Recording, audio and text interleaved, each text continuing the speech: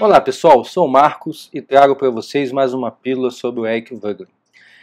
No livro Hitler e os Alemães, nas suas palestras iniciais do que compõe o livro, o Voegelin vai tratar da questão dos lugares comuns.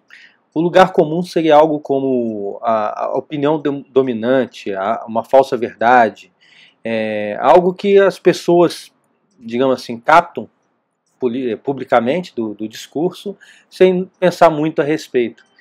E um lugar comum que o Voegelin vai tratar é a democracia. Então veja o que diz o Voegelin. As definições que nós encontramos, os conceitos que nós encontramos nos livros, que ele chama de definições livrescas, ele diz que não vai nos ajudar muito a entender a realidade. Então você dizer que existem três formas básicas de governo, monarquia, aristocracia e democracia, sendo a monarquia o governo de um, a aristocracia de poucos e a democracia de muitos, ele diz que isso não nos acrescenta grande coisa para entender a realidade. Do mesmo jeito que dizer que democracia é o governo que é exercido em nome do povo ou pelo povo, também pouco acrescenta.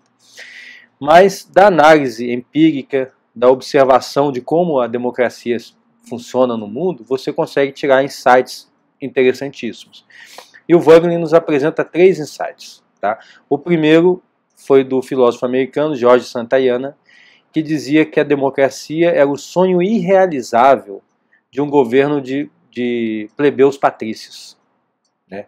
Então veja, o Voegelin coloca um limite, ele diz que é um sonho irrealizável, a plena democracia ela não é possível, porque ela pressupõe que todos os plebeus sejam patrícios, ou seja, que todas as pessoas, né, a plebe, o povo, tenham as grandes virtudes que estão associadas ao patrício, que seria o homem maduro de Aristóteles, digamos assim. Então a virtude da cortesia, de ceder o lugar, da educação, da boa relação, então essas coisas não acontecem. Então a democracia é um sonho irrealizável por causa disso, ela nunca vai ser perfeita, muito pelo contrário. O segundo ponto que o Voegelin coloca é aquela célebre frase do Churchill, que dizia que a democracia era a pior forma de governo, excetuando todas as outras. Na verdade, a citação exata do Churchill é: de fato, tem-se dito que a democracia é a pior forma de governo, excetuando-se todas as outras formas que foram tentadas de tempos em tempos. Então, mais uma vez, né, se coloca o limite da democracia, e o que o Churchill está dizendo, como a democracia nunca será perfeita porque o homem é imperfeito. A imperfeição do homem impede que você tenha qualquer forma de governo perfeito. Então, quanto mais imperfeito é o homem, e nós somos bastante imperfeitos, mais imperfeito vai ser a forma de governo que nós temos. Então, digamos assim, a democracia é uma forma de governo que a gente é obrigado a tolerar, porque todas as outras que já foram tentadas são bem piores. Né?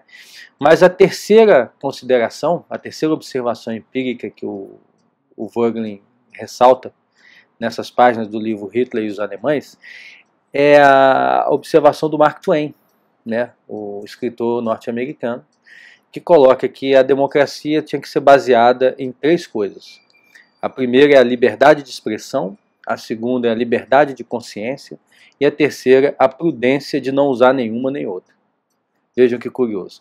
Vamos ver também qual seria a citação exata do Mark Twain. Né? Na verdade, ele disse o seguinte: é pela graça de Deus que em nosso país temos essas três coisas indizivelmente preciosas: a liberdade de expressão, a liberdade de consciência e a prudência de nunca praticar nenhuma delas.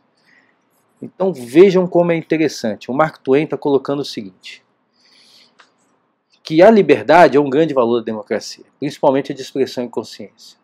Mas se todos nós tentarmos realizá-las ao máximo, a democracia se torna impossível. Você tem que abrir mão dela. Ele está se referindo, portanto, ao primeiro princípio lá, a primeira observação do George Santayana, da prudência de não exercer a sua liberdade no grau extremo. Ou, em outras palavras, como a gente coloca hoje, associando democracia com direitos, se todos quiserem exercer seus direitos, a democracia não tem como funcionar.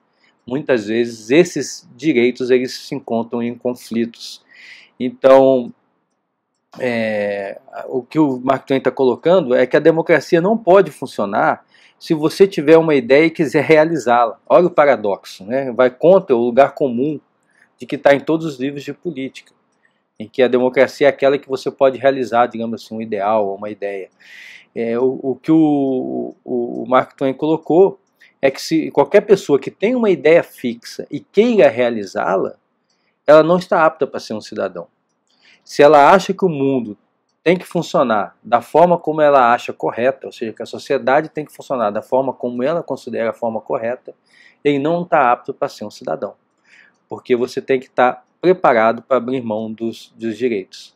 Então, a sociedade patrícia é aquela que funciona porque o patrício está disposto, por cortesia, por educação, uma série de motivos, digamos assim, abrir mão em prol de uma coletividade, né? O que o Voegelin coloca é que a liberdade não é o único bem de uma sociedade.